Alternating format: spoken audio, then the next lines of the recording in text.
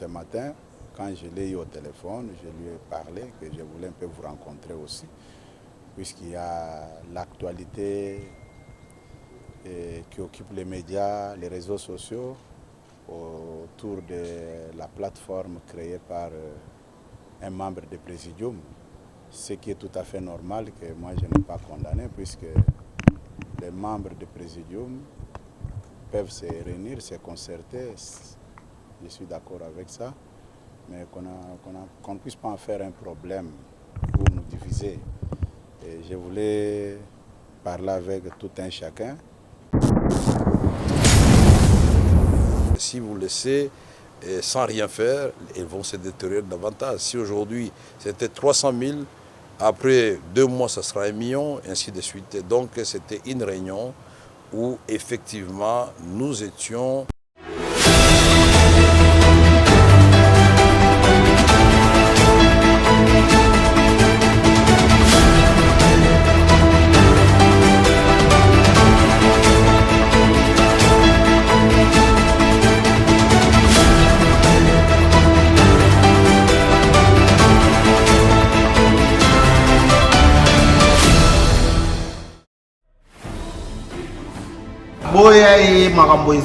Abonnez-vous massivement sur Légende News officielle télévision.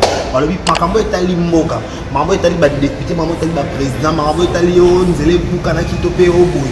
Car la carte Légende News télévision, vous s'abonner et vous adhérer parce que pour nous makambo etali mboka, ba chasseur d'images. Légende News officielle. Yeah. Boya e makambo eza. Abonnez-vous massivement. Les gens News TV, chaîne à Banamboka. On est ensemble. Bonjour les jeunes, abonnez-vous. Bonjour à tous, je vous invite à vous abonner massivement à la chaîne Légende News officielle. Abonnez-vous massivement, vous ne serez pas déçus. Bonjour, c'est le pasteur Jacob Biaï. Je tiens à vous inviter de vous abonner sur Legend News officielle pour l'information sportive avec impartialité et véracité.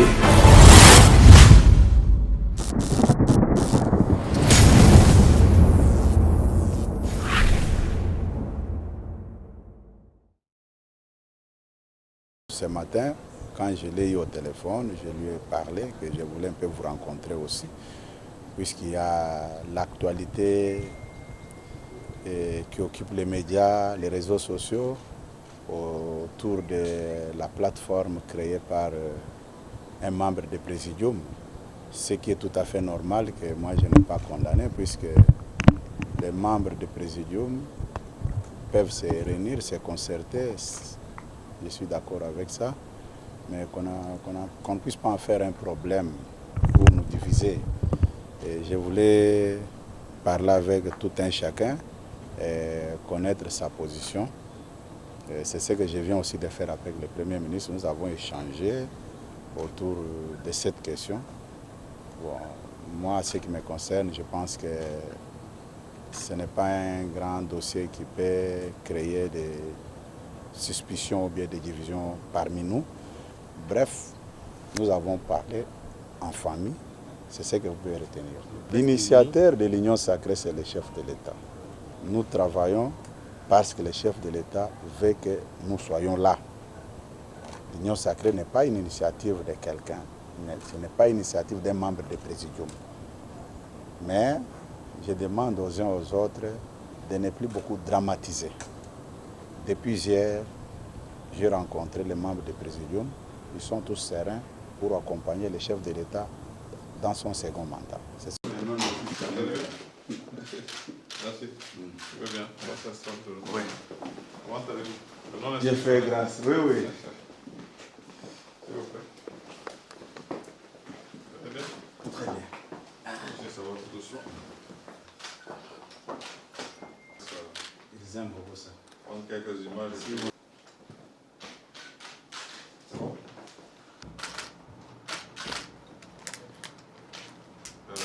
Je pense que ça.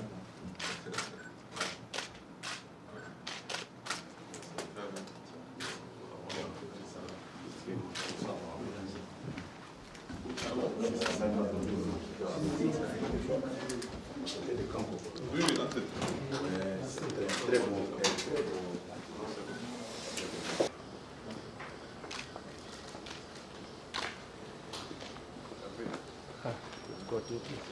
Un point important était à l'ordre du jour, c'était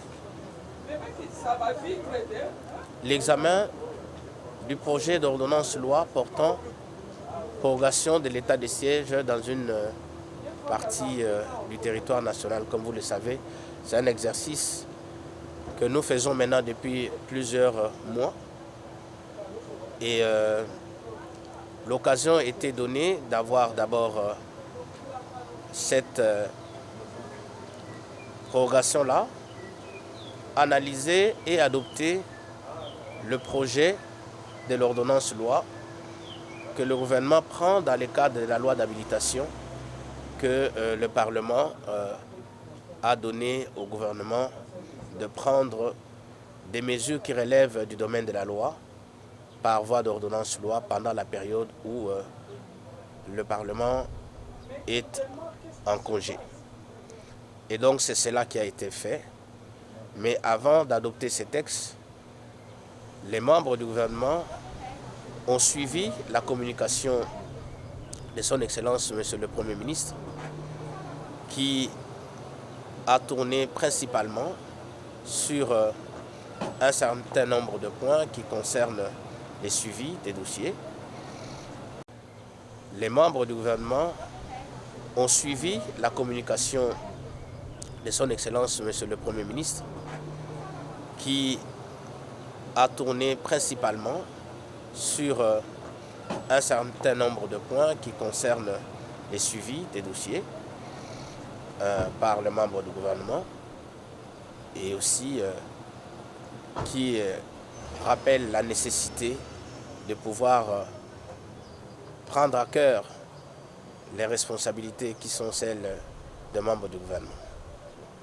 Voilà, en quelques mots, ce qu'a été l'essentiel de ce que les membres du gouvernement réunis en conseil restreint ont eu à échanger, examiner, adopter sous la présidence de son Excellence, Monsieur le Premier ministre, chef du gouvernement.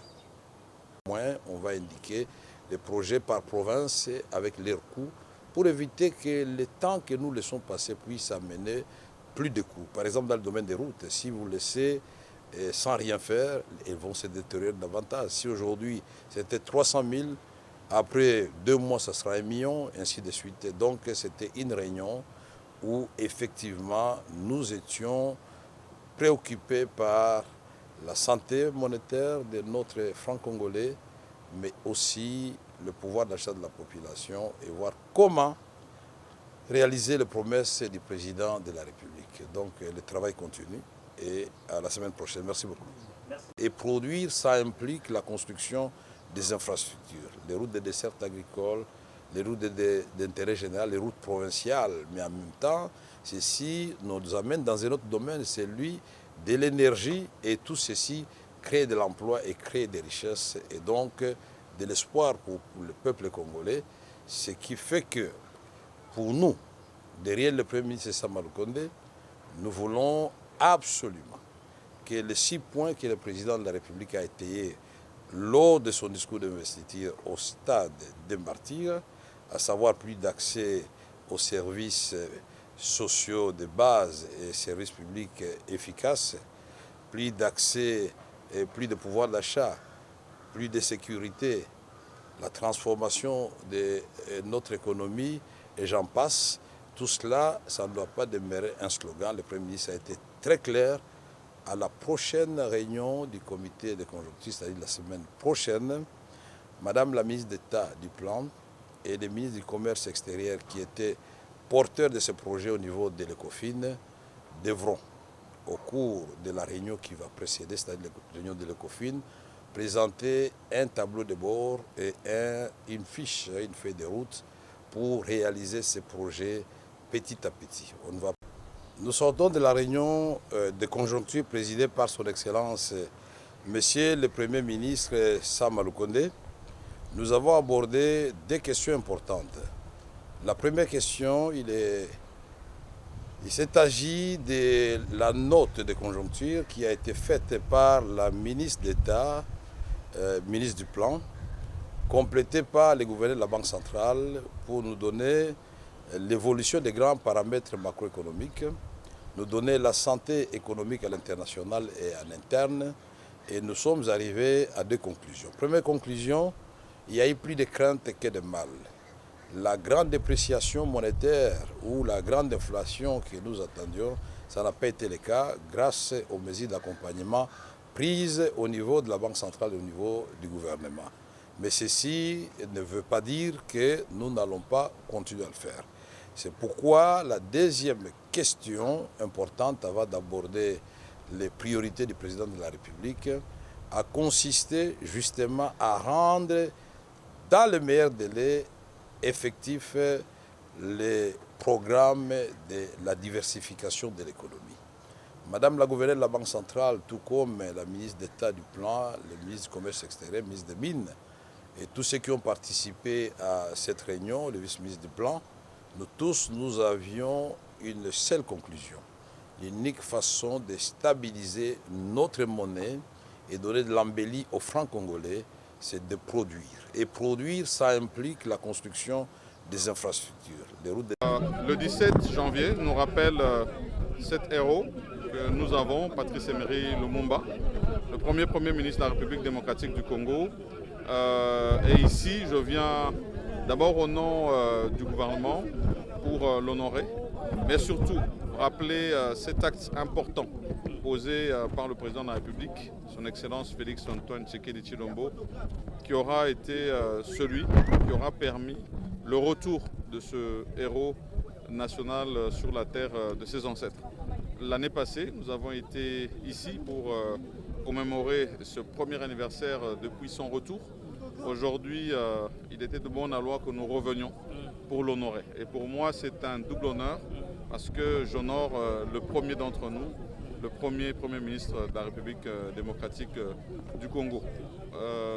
Ici, je souhaite vraiment que son sacrifice soit connu de tous, qu'il soit un exemple pour notre jeunesse, pour tous les Congolaises et les Congolais, en ce qui concerne notre pays, notre indépendance et surtout notre avenir glorieux. Il a dit le Congo doit écrire son histoire et je pense que c'est ce à quoi nous sommes à l'œuvre maintenant. Voilà, merci beaucoup.